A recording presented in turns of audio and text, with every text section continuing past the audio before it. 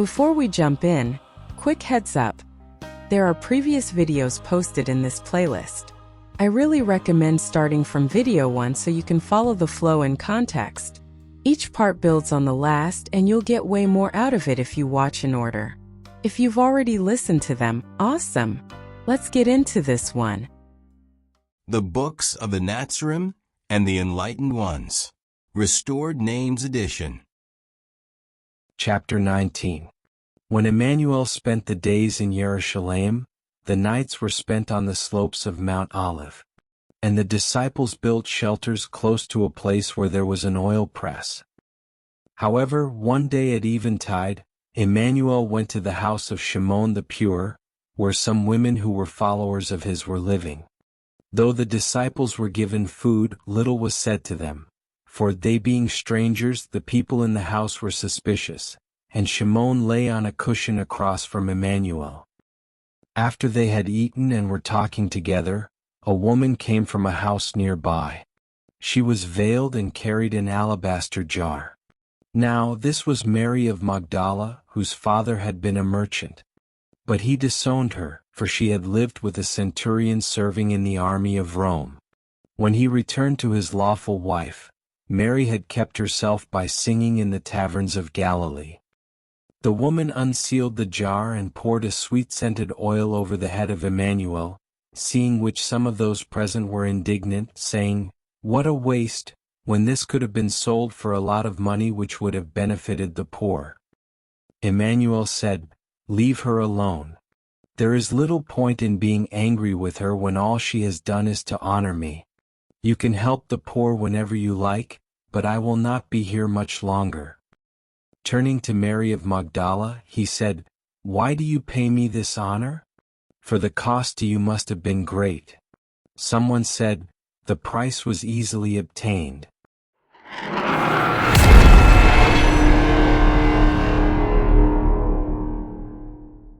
Please note that in paragraphs 8 and 9 of this chapter, certain words and phrases appear in brackets and italics.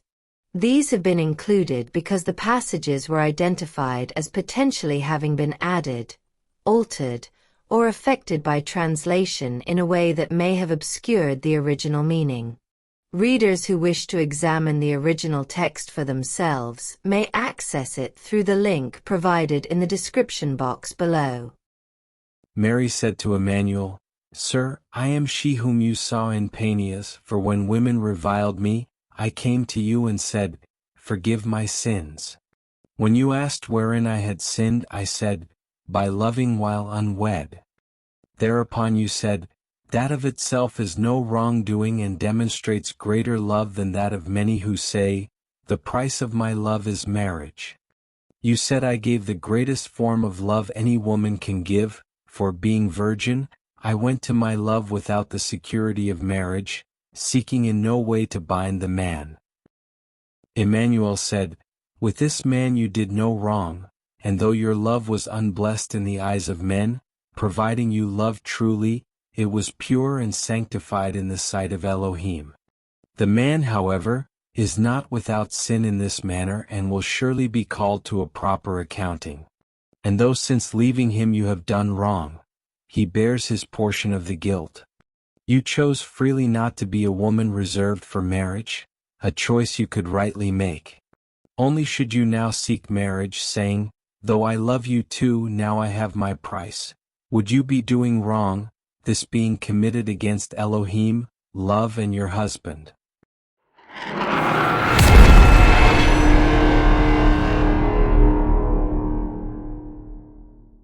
Mary said, "Sir, I have been a sinner but have not sinned this last year, nor shall I again. Should I love once more, I will not now claim the rights of marriage which I once repudiated." Immanuel said, "Love is a blending of spirits and not a union of flesh. Woe to those whose love compounds discord in the place where love is fulfilled. If these things confound you, read the books of wisdom." During this time, those in positions of power were taking counsel as to how they might take Immanuel by guile and deliver him to the Romans. for they feared a rising of the people during the great festival of the Yahudim. Now Yehuda of Iskaroth, son of Shimon, who had followed Yosef just before coming to Immanuel and becoming one of the 12 apostles, sought for the Messiah who would deliver the Yahudim. This he now believed to be another, not Immanuel, and he therefore sought to have Immanuel held during the festival. Yehuda, unlike the other apostles, was a Yahudim, therefore he was unrestricted.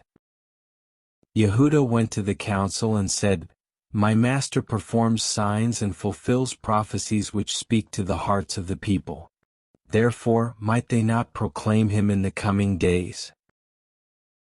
The council said, "The people are ripe for revolt and troublemakers are many. We will take this one also. Reveal him to us and we will hold him. And for the service you will be paid in silver."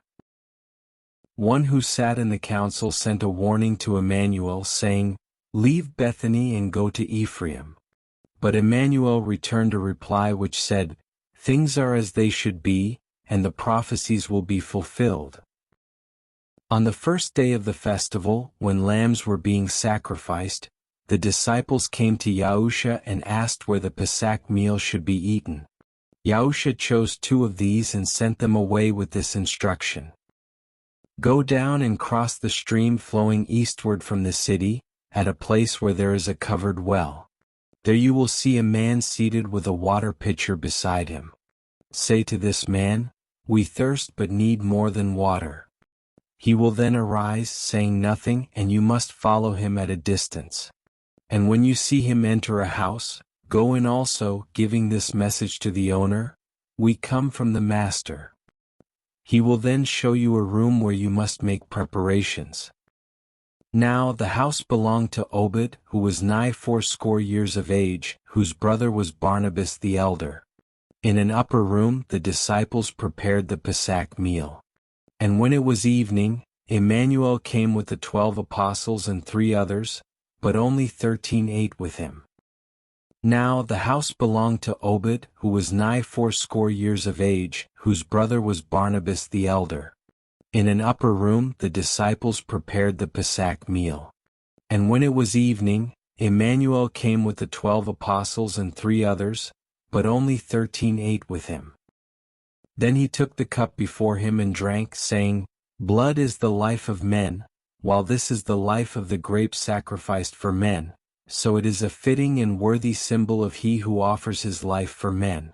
I will not taste wine again until the rule of Elohim is established." He then passed the cup to Yochanan, and taking the bread he gave thanks and broke it, saying, "This represents my body, which will be broken as an example to the sons and daughters of men, for all must freely sacrifice for others. As you eat of the bread, which is sacrifice, so shall you eat the bread of eternal life. For without sacrifice there is no life. Henceforth, call it remembrance bread and remembrance wine. When meeting afterwards, do this and remember me. But remember also the sacrifices which must be made for the cause of Elohim." Immanuel said, "The sacrifice is ready. The hand of the betrayer rests upon this table and dips in the bowl. But this is as it should be. Take the cup and drink again. Let it seal a new covenant signed with the blood of one who is dedicated to the cause of men and their salvation from darkness into life eternal." Those about the table began to speculate among themselves as to who would do such a thing. But Immanuel bid them be silent, saying, "There is no evil lacking some seeds of goodness which, if extracted, can be nurtured into great trees. A man, finding his store bag of seed grain is moldy, does not throw it out, but searches to find the good grains, and from these he grows a crop which ripens to goodness." They then began disputing among themselves as to who was first in precedence among them.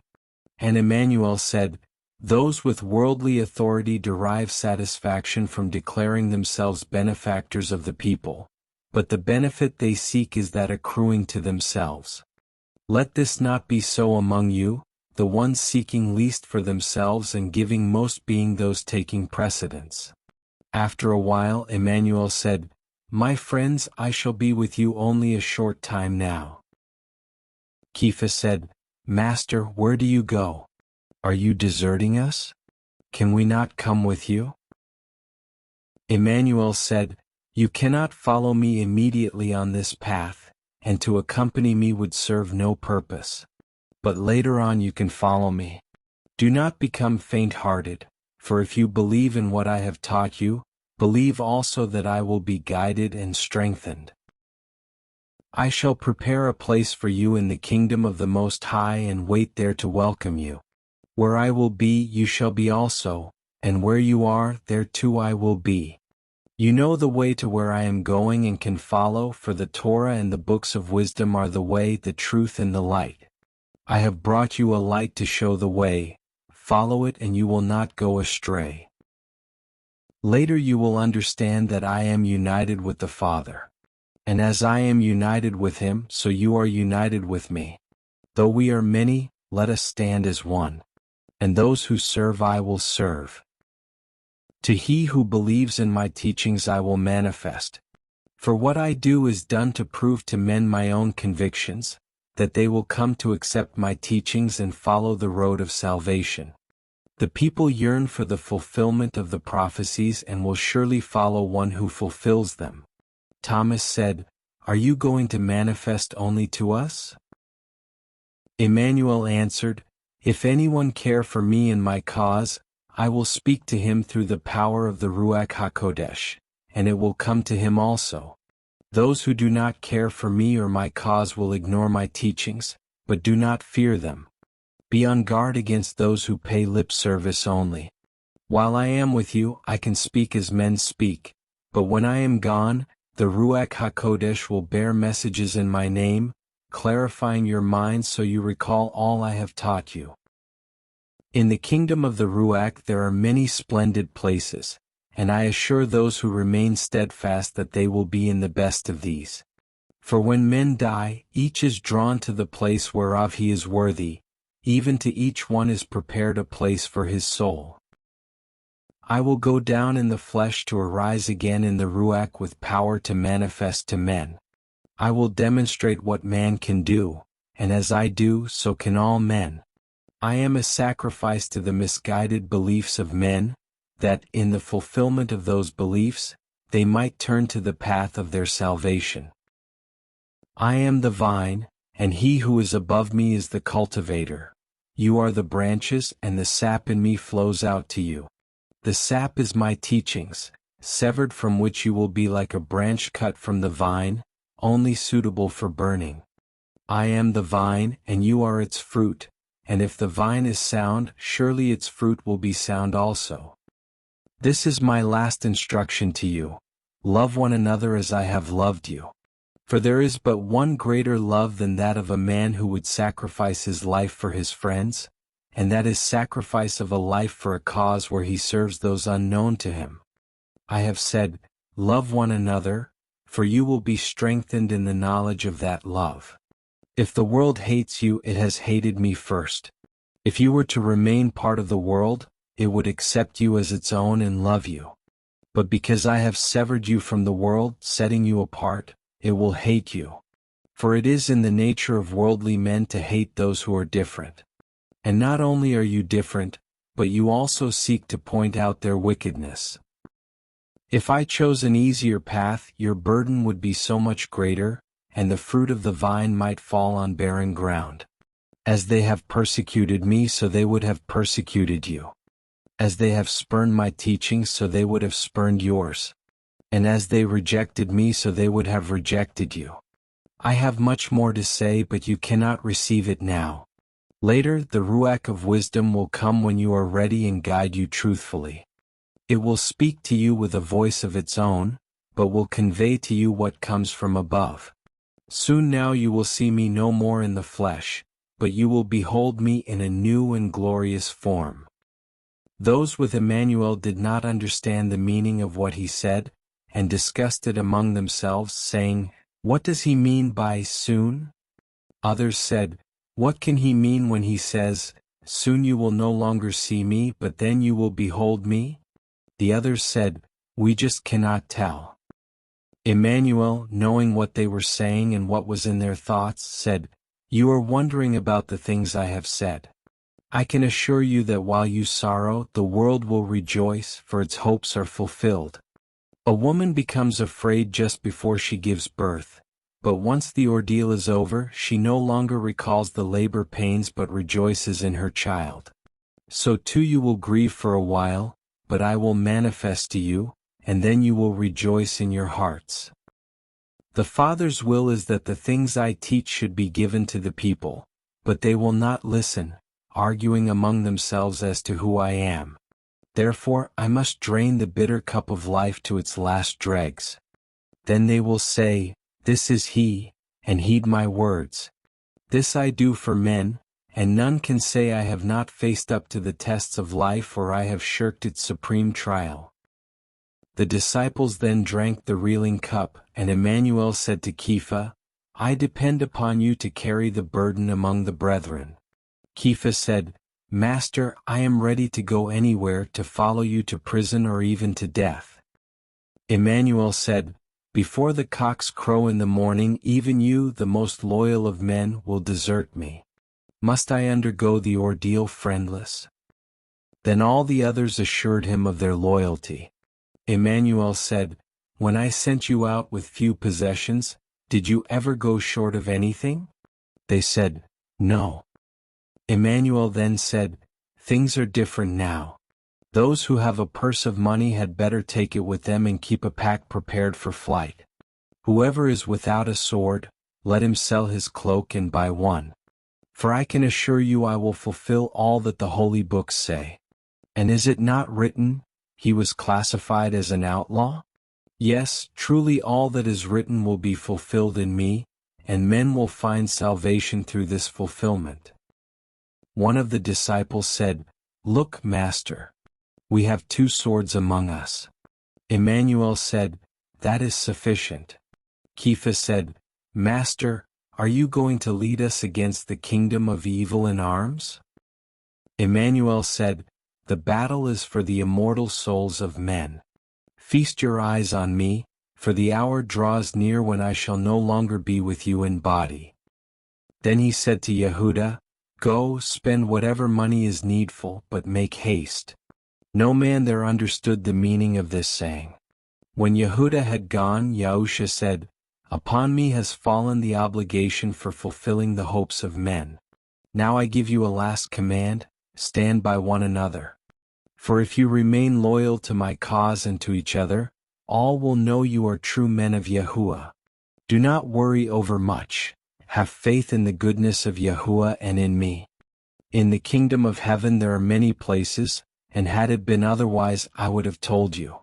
I go first and will prepare a compatible place for all who are with us. Do not fear because of the destruction of the body. Remember all I have told you. But be staunch and steadfast, for as they have persecuted me, so will they persecute you. Remember, I have overcome the fears of the flesh. This is my conquest. I will now reveal the secret of my glory. It is dedication to service. And that glory is the heritage of all men." When they had finished, Immanuel went out with his followers and, passing over the stream of Kidron, went to a place called Gethsemane because of an oil press there. He took 11, as Marcus the Yahudim, who was a priest, did not go, Kepha being jealous of him. This Marcus had been a follower of Yachanan of the wilderness and was a friend of Yehuda. When Immanuel departed with the 11, Marcus did not return to his mother's house in Ophel, but stayed with Lazarus and the others. After Immanuel had gone, men came to take him, and Marcus, snatching a cloak, dashed out to warn Immanuel. Though knowing what should be done for the Messiah, Yehuda went to the captain of the temple guard and said, "I am one of those who follow Immanuel the Galilean, but I fear what he intends to bring about. Therefore, let him be held as the council has decreed."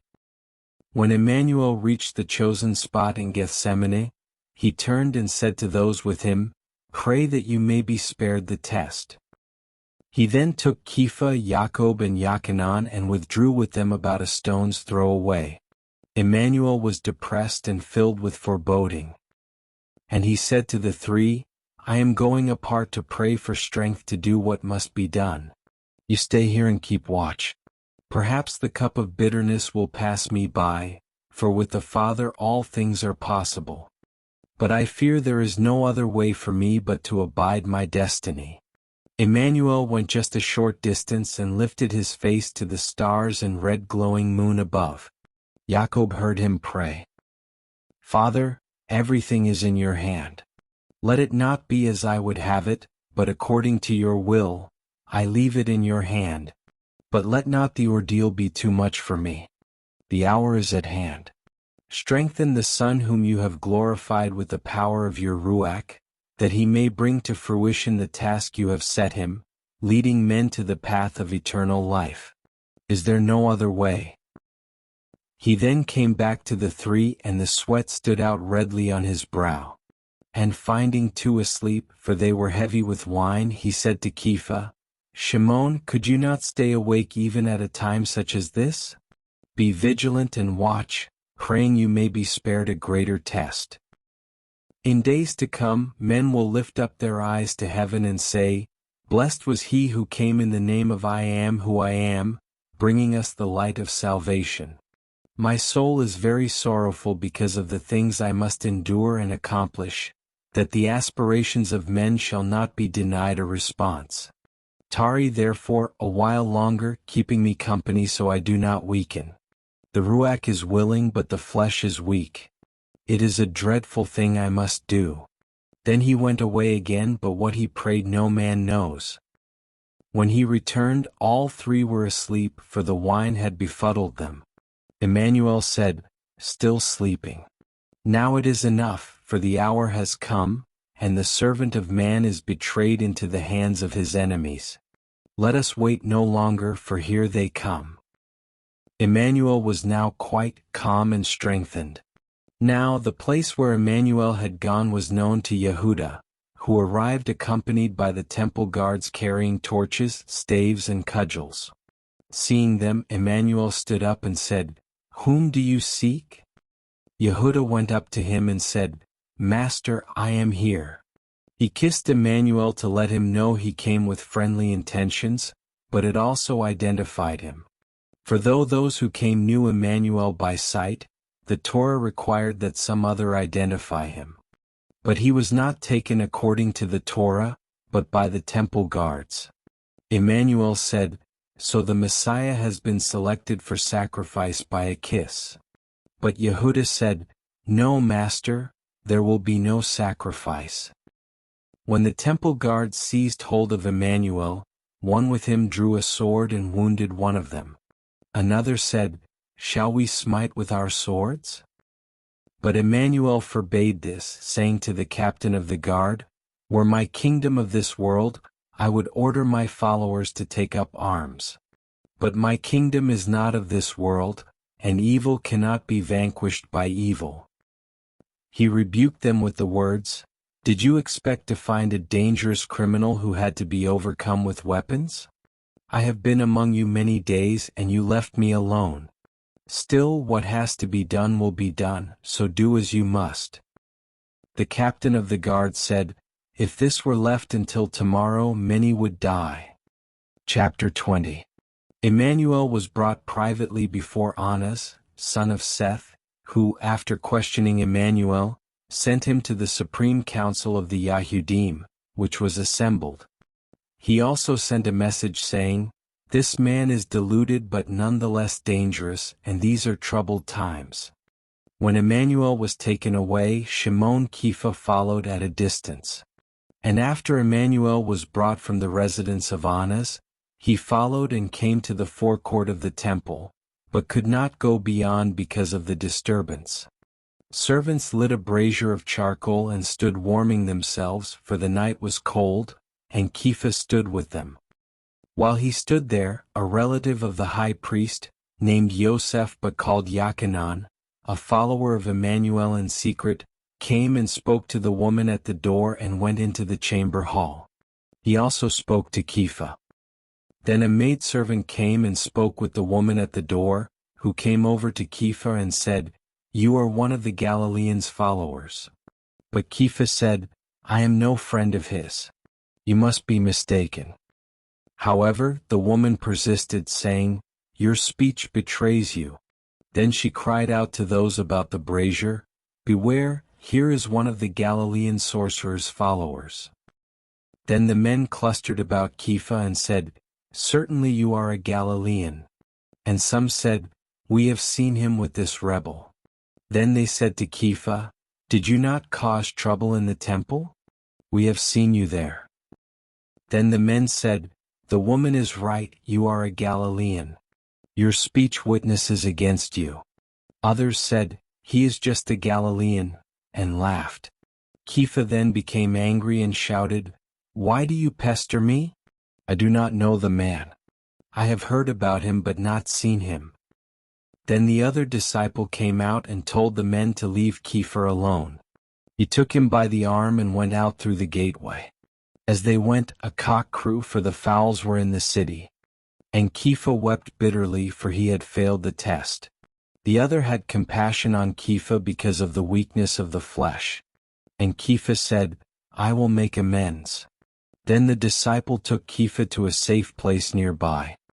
The Supreme Council had assembled that night in the chamber of hewn stone within the great temple. Though the Roman law did not permit men to sit in judgment during the night hours, the Supreme Council was afraid because of the mood of the people. When Immanuel stood before the council, he was asked, "Are you the Mashiach Elohim's anointed who will deliver us?" Immanuel replied, "I could deliver the people if you would let me do so." The high priest, son-in-law of Annas, sat with the council. And he said to Immanuel, "Are you a Galilean?" When Immanuel replied that he was, the high priest said, "Surely you, being a learned man, know that no prophet will come from that place." Immanuel made no reply. Then a man named Nicodemus said to Immanuel, "The Torah does not condemn any man without trying to understand his motives. Tell us why you do these things." Immanuel answered, "Is it not written that if the people are to be saved, there must be a suffering deliverer who will also be the anointed of I am who I am?"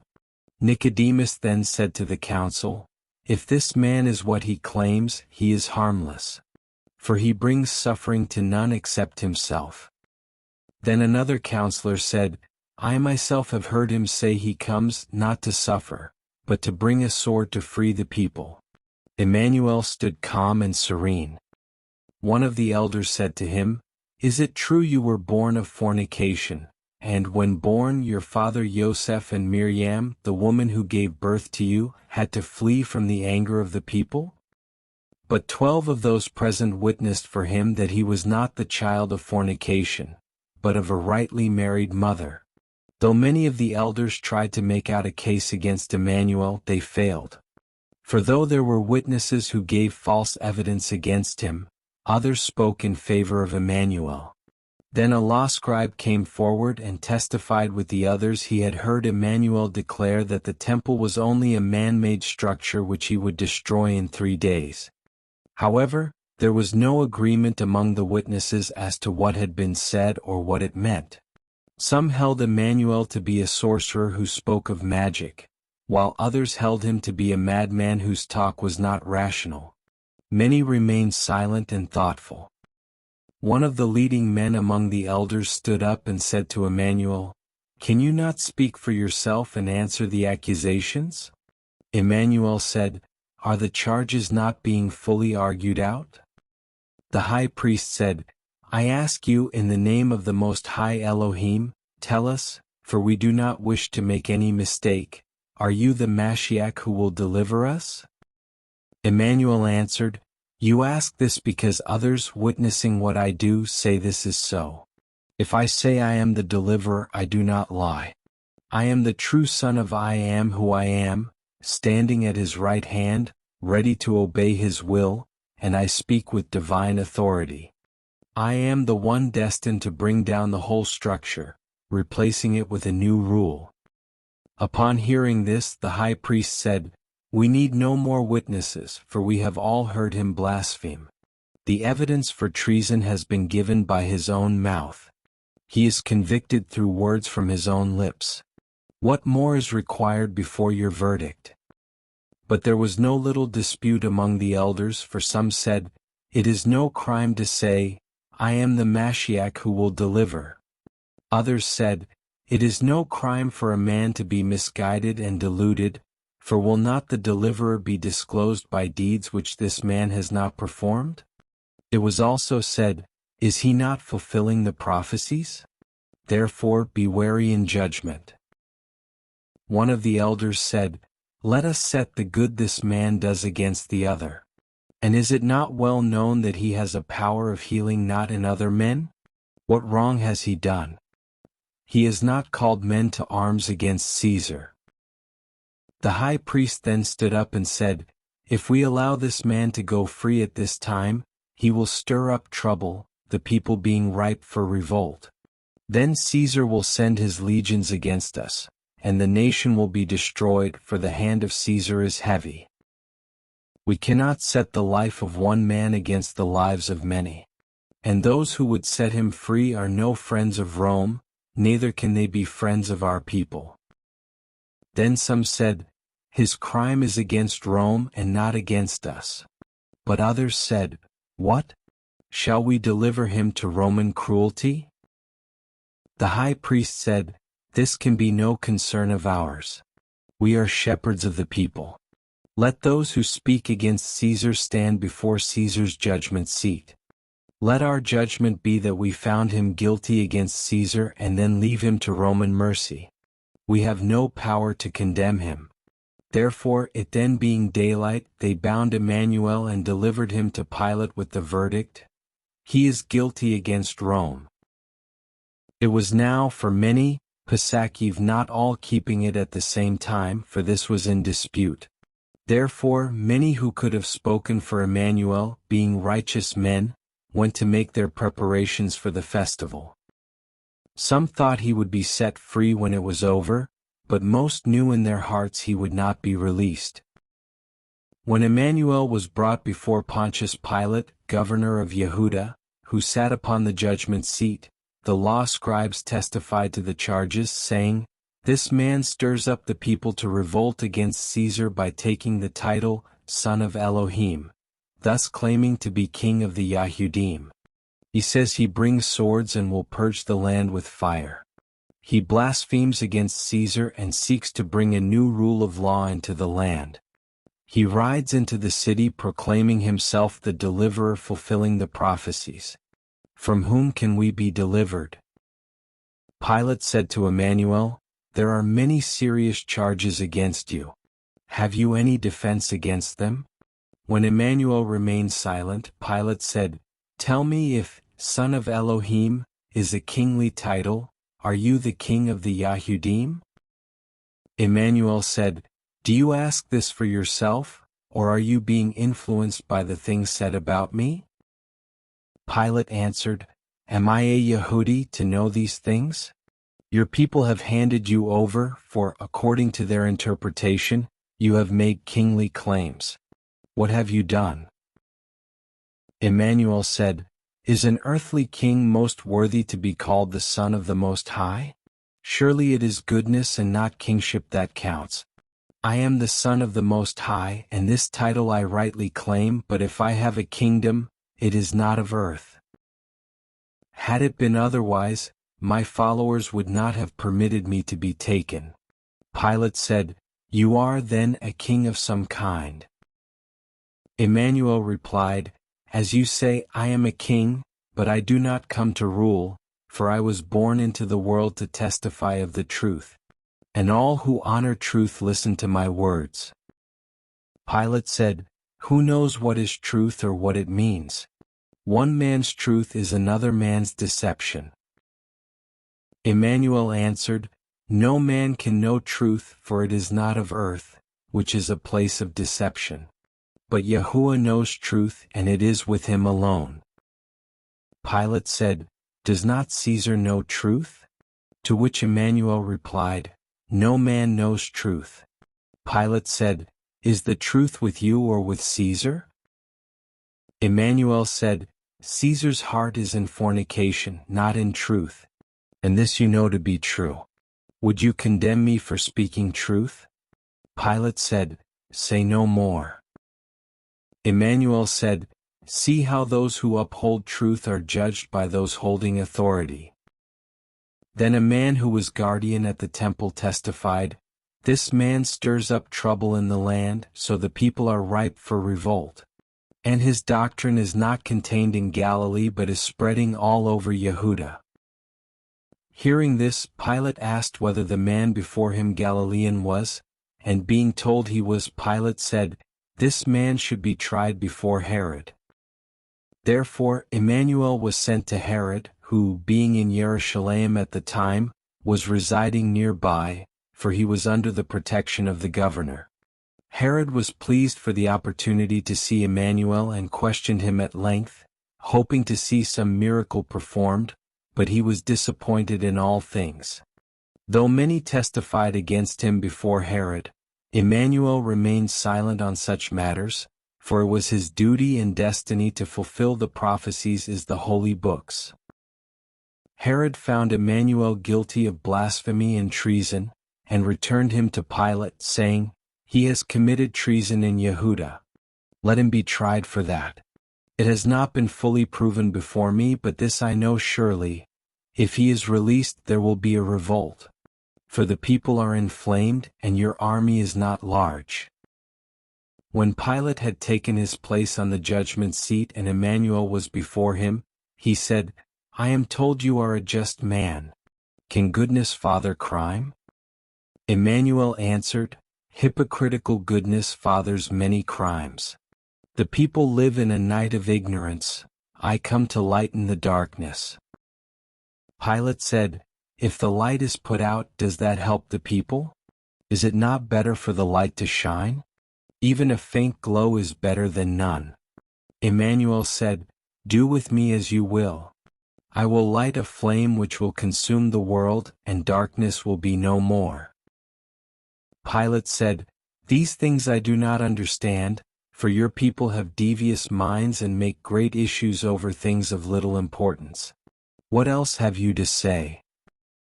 Immanuel replied, I came to men to manifest the love I am who I have for them.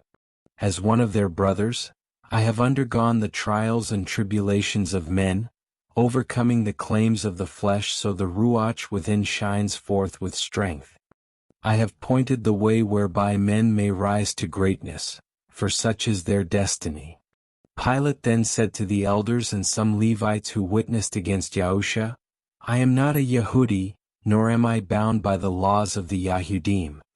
If this man has blasphemed against your Elohim, then let him be tried by your law, but do not mention it to me, for I only listen to the law of Rome. They said, Do you say that a man who blasphemes against the divine Caesar is not worthy of death? Pilate said, Such a man should die. They said, This he has done. Also in proclaiming himself king he speaks against Caesar and Rome. Had he not done wrong to Caesar, we would surely not have delivered him to you. Pilate said, You are a troublesome people and tire me with these things. What would you have me do with your king? They answered, These are his words. We have no king except Caesar. Someone said, And acknowledge no other Elohim. Then one of the elders stood up and said, Many have testified concerning his offenses. We know what should be done, but the power is with you. It is not lawful for us to put this man to death, therefore deal with him as seems best in your eyes. Pilate said, Why have you been spared the wrath of your Elohim? Then Pilate said to those in the chamber of judgment, Who else wishes to testify against this man?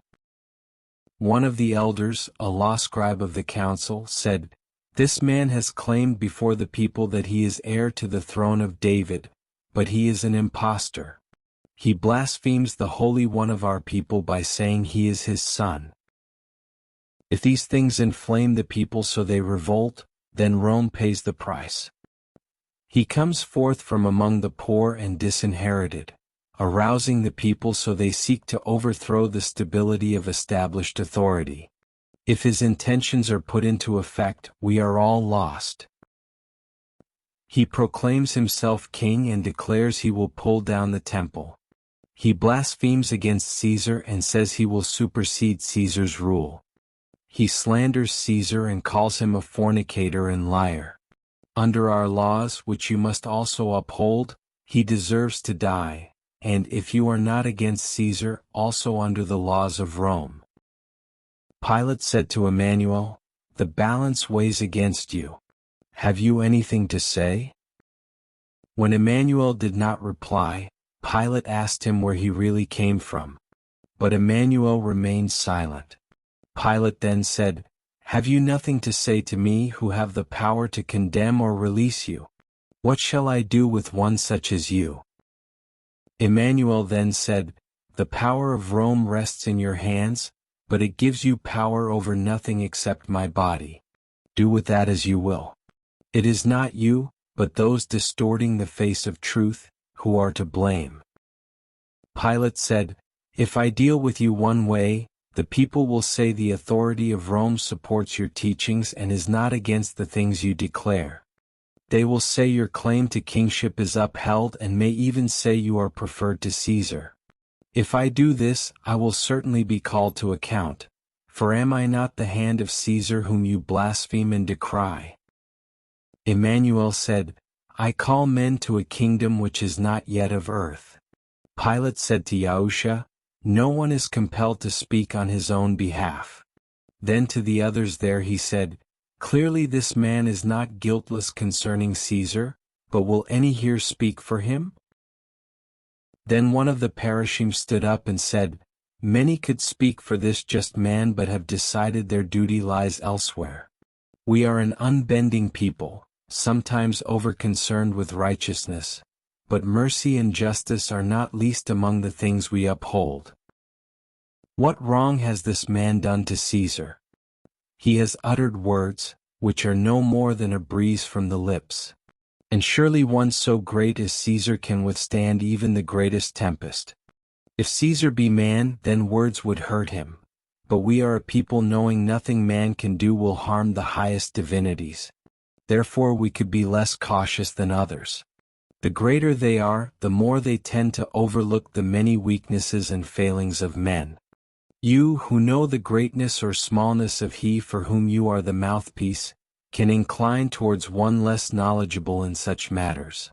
If you are a worthy representative of Caesar, you will uphold his greatness and reveal his indulgence to us. As to whether this man be the Mashiach or the deliverer, such questions can only be meaningless to Rome, for even we Yahudim are not in accord as to who they are or what they will do." Pilate said, "You are a perverse race, over-concerned with unworldly things and ensnaring yourselves in your own net of goodness. You cannot even agree on the dates of your own festivals or the nature of your Elohim. Instead of heroes you have saints, yet your saintliness makes you unsaintly. You all agree to seek the truth but dispute which path to follow and so get nowhere. You agree to follow your Elohim but some say, 'We go this way,' and others say, 'We go another.' What you say today about this man you said yesterday about another. Your laws are a maze which I will not attempt to negotiate. Your thoughts are devious and your heart's an unreadable scroll. I am unfortunate in my governorship." Now a man named Barabbas had also been brought forth to be judged. And Pilate continued, "I know not one man from the other, who is godly and who is ungodly I cannot tell. You yourselves do not know which of these two men has said and done these things, or which is your king. All I know is that there must be a strife. The rights of Caesar must be upheld and justice must be done. The rest I leave in your hands. No two men can suffer for the same crime unless they be in association, but if no association is proven, only one may suffer. Therefore decide among yourselves which man is to die. Both claim to be the son of Elohim, both are deliverers, both have blasphemed against Caesar and your Elohim, and both have struck against Caesar. One has killed, the other has not. Clemency is mine to give at this time, but clemency overruling justice is weakness. If both these men be killed, then surely the whole of the people will rise in revolt. Already the streets are thronged and much wine is being drunk. But if one is released, those rejoicing will restrain those who sorrow. It will also divide the people who otherwise might act in accord. If one is truly the Son of the Most High, then the Father will not desert his Son. So, it would not be wrong to condemn him, for thus too will be saved. Responsibility for restraining bloodshed now lies with you. And already the people outside are in riotous mood. Therefore choose between the two men. Both have the same name, but one is called Barabbas and the other Bar-Heres. Choose which shall be condemned for these crimes and which shall be released. Then announce it to the people. Pilate said, I will condemn the one claiming to be king of the Yahudim, for this is a crime against the peace of Caesar. You tell me which he is. So all the elders of the Yahudim went out and consulted among themselves and sent heralds among the people. Immanuel remained calm and unshaken, though he had been 3 hours in the judgment chamber. When consulting among themselves, one of the elders said, One dies and one is saved. Let us be sure we save the one who will deliver us. A Parashim said, It is not for us to choose which of these is the Mashiach of Elohim, for both are equally deluded. Neither should we choose according to their goodness or their teachings, or even by what they have done. This is a time of turmoil. Therefore, what is the life of one man against the lives of thousands?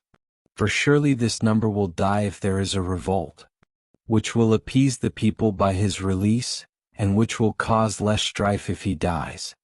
May the Most High Elohim help us to choose wisely, and may he show compassion on the one who must die. Whichever dies is the Savior of many, and so who are we to condemn him otherwise? Let the other be the bearer of our sins, and we will cast him out from among us. Then some Levites went and addressed the people thronging about, and they shouted, Crucify the king, save the deliverer. But all were not in accord, and there were many disputes. Then the elders went back to Pilate and said, Release Barabbas. Now when Yehuda saw what had happened, he was exceedingly troubled. For he had hoped neither Immanuel nor the other would suffer more than confinement over the festival period. He was therefore filled with remorse. He sought to return the silver to the temple treasurers, throwing it before them, saying, I have betrayed the innocent. They said, It means nothing to us. Be it on your head, not ours. When they told the high priest about the matter, he said, This money is tainted and cannot be put into the temple coffers. So they used the money to buy a plot in the clay field used by potters, and it was used for the burial of strangers having no kindred. Then, after putting his house in order, Yehuda hanged himself from a ledge. Pilate ordered that Immanuel be scourged after the custom of Rome and delivered him to the army for crucifixion. And it was then about the 6th hour. The soldiers took him to a small court where, by custom, men gathered who took pleasure in tormenting the condemned. Others covered his eyes and struck him, saying, Now, sorcerer, tell us who hit you then. He was pricked with reeds, and the mockers made sport with him in many ways.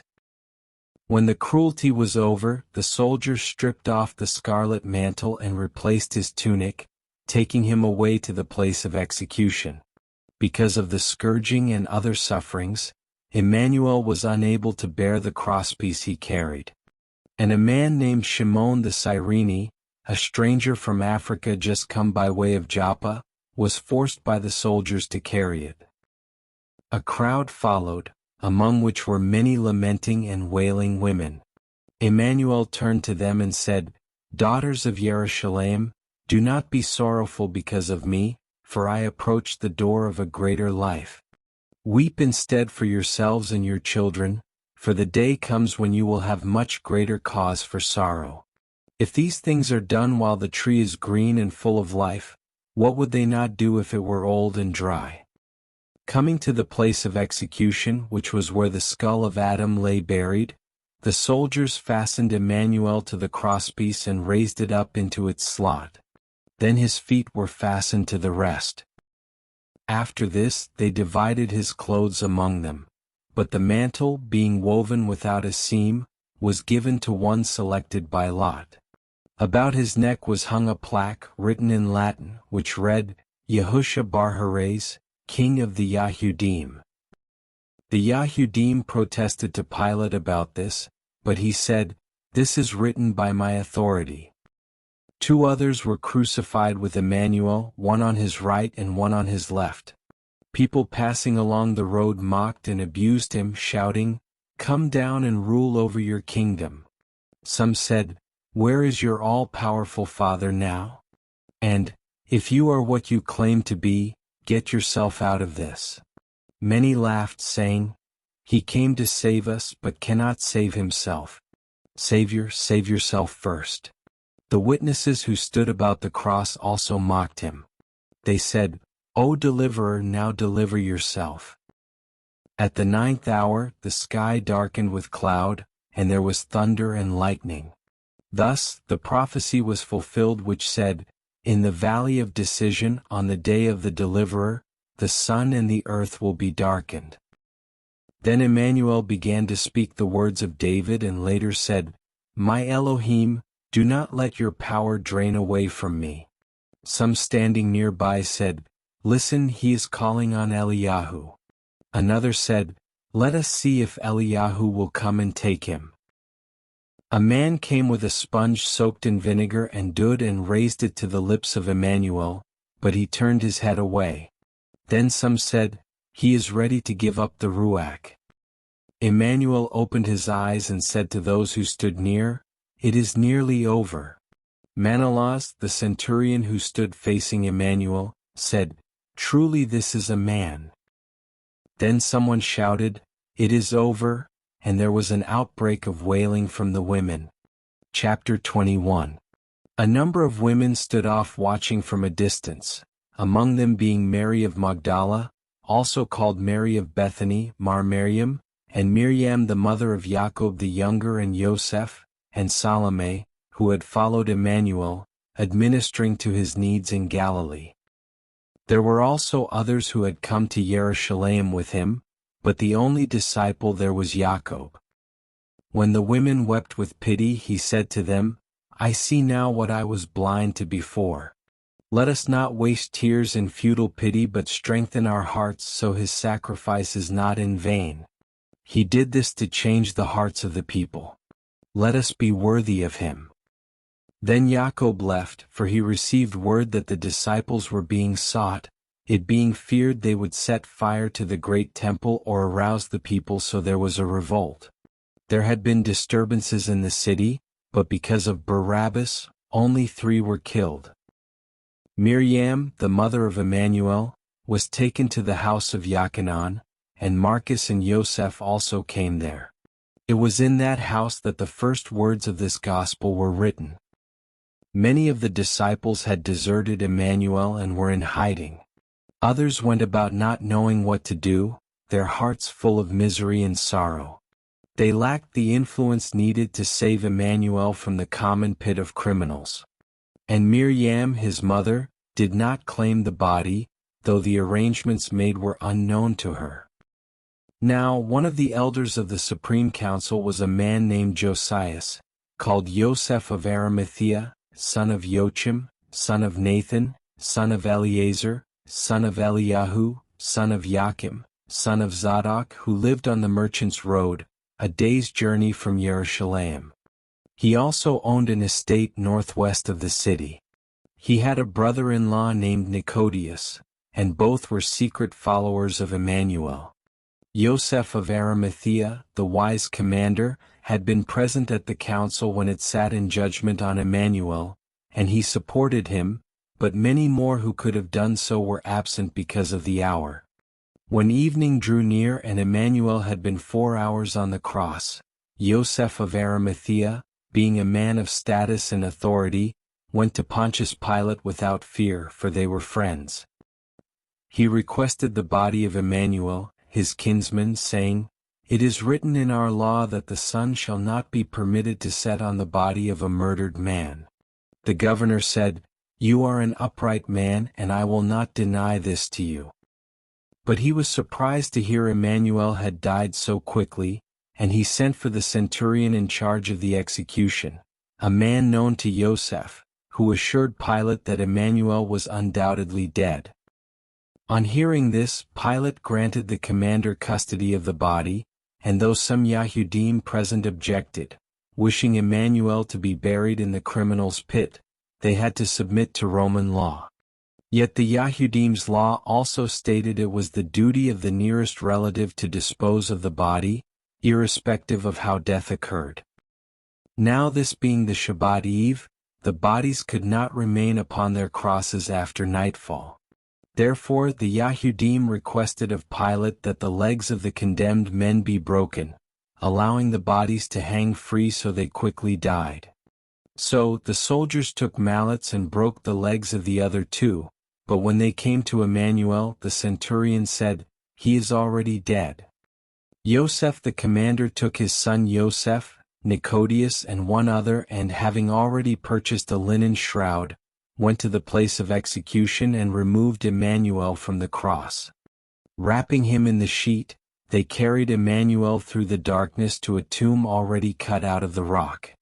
It was a 2-chambered cavern northwest of the city, having a ledge running around the inside, and the entrance faced eastward towards the place of execution.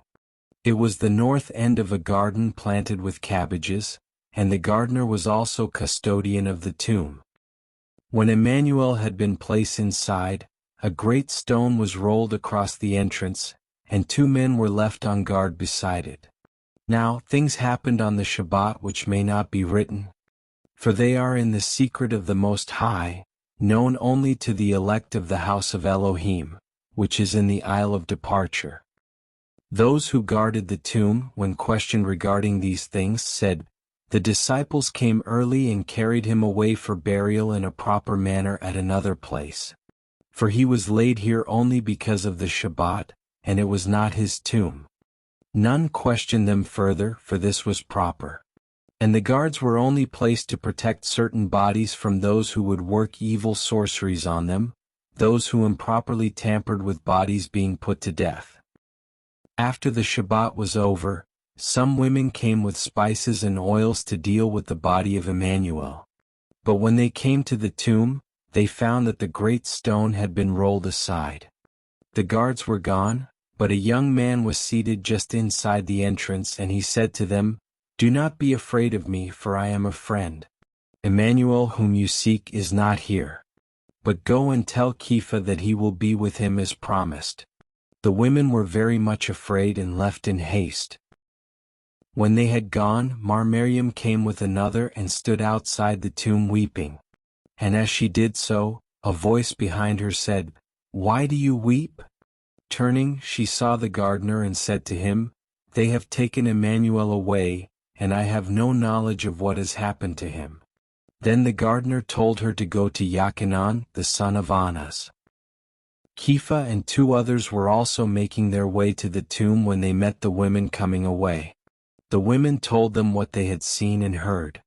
And Kepha, thinking they were talking wildly through sorrow, sent one of his companions to go with them. So, being perplexed, he sat down outside while the other went in search of the gardener. While seated there, he saw a shining figure in the gloom within the tomb and knew it for an angel. And he heard a voice saying, "Immanuel has fulfilled the promises and is truly the Mashiach, the Most High's anointed." Then the other returned with the gardener, who told Kepha to go and meet Yachanan, the son of Annas, at Amaris, about 9 miles distant. And they went to that place, which was a village not far from the house of Joseph of Arimathea. Arriving there, they found Yachanan, the son of Annas, and another Yachanan, and Jacob and Joseph, the sons of Joseph by Anna, his first wife the fair stranger, his son by Miriam, and Mark his adopted son. Nicodius was also there with Lazarus, and they were all in the house of Hosius. Later a number of apostles came.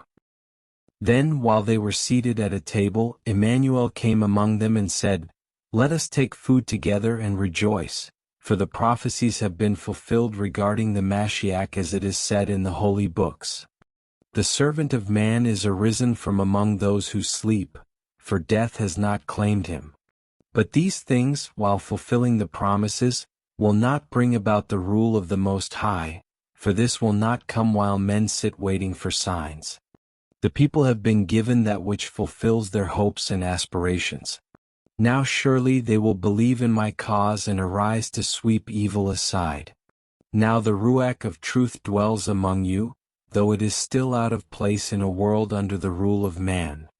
Then Immanuel told of all the things which had been written in the holy books concerning these things, and how the Mashiach, Yahuwah's anointed, would be disowned by men, would suffer for their willfulness and arise from among the dead to appear on the third day. Then he said, "Are not all these things fulfilled in me?" Then he departed. Some days later, all the disciples who were the chosen of Immanuel met in a secret place. And Immanuel joined them and proved himself to those who still disbelieved. And they said, "Master, forgive our disbelief and forgive us for doubting the things you taught concerning yourself." Immanuel said, "This is the day of the coming of I am, who will rule the earth. Yet is it not written, this will be a day of darkness and not of light?" Then Immanuel spoke these words, "I go to a place far away beyond the world where you may not follow. For I fulfill the hopes of all men. Now you go out, carrying the message that the prophecies have been fulfilled and the time is at hand when the rule of Elohim should be established among men. For the promises having been fulfilled for the people, surely they will now believe and rally to the cause of good, sweeping wickedness and evil from the face of the earth. Say to them, that has been done that had to be done. Now you must take up the burden, for if you would become children of the Most High and reclaim your lost heritage, you must prove yourselves worthy heirs. Let not all the suffering be in vain." Then he told them secret things concerning the rule of Elohim, and how men should be freed from trouble, distress and pain. He explained how each man could be freed of all sickness and see beyond the range of the eye. These and many other things were explained, and also many things concerning the dominion of the Ruach. He said, "Follow my teachings and the power of the Ruach HaKodesh will come to you, enabling you to do many great things causing wonder among others. Yet all these are the rightful possessions of men, if they will but establish their worthiness. Think not that the Most High will descend from heaven to do the work of men. The world is yours, but life is with Elohim. In the end there is the accounting. Man must be responsible for his own destiny, so seek no divine intervention while men remain apathetic. The Most High comes to the aid only of those who strive, who surmount the difficulties and obstacles of life." Having said these things, Immanuel revealed himself to them in his form of glory, so they might know truth had been established in him. Then they were all bedazzled and astonished at what man could become and the extent of his powers awaiting development. Then they knew Immanuel was all he claimed to be and hailed him as Mashiach, the anointed by the Most High. For in him the Ruach of Mashiach was manifested as in no other. After this Immanuel left. Now rumors of strange events came to the ears of certain Yahudim who were Herodians and Sadducees. Then they were exceedingly angry with those in power who had inclined towards Yosef, the wise commander. He said to those who raised their voices against him, "Why do you seek to stir up trouble? Those in high places holding positions of power did only what they thought best and complied with the Torah. What else could they do? I received the body of my kinsman because this was my duty, and I dealt with it decently, letting it rest in my private tomb over the Shabbat. Despite his authority, there was evidence against Yosef, and he was imprisoned, being kept under constant guard. One Shabbat, during the night hours, the Ruach of Yahusha was projected to Yosef, so he was comforted. But the guards, seeing it, fainted with fear. Then Yosef was brought before Pontius Pilate, but the governor found no fault in him, and he was released. Later, Annas and his son-in-law, who were then the high priests of the Yahudim, came to the house of Yosef, bringing with them the holy books written on scrolls within their box. They requested that he swear upon it in the sacred name of Elohim, but he made oath only that he had done no wrong or broken no law. The wise commander remained in his house for many days, after which he went about undisturbed. Then, when Pontius Pilate returned to Rome, Yosef departed from his home shores, coming to Setnadoin, from whence he moved to a well at the foot of a hill. He brought with him a clay cup which had been set in silver by a silversmith, and this was that cup used by Immanuel.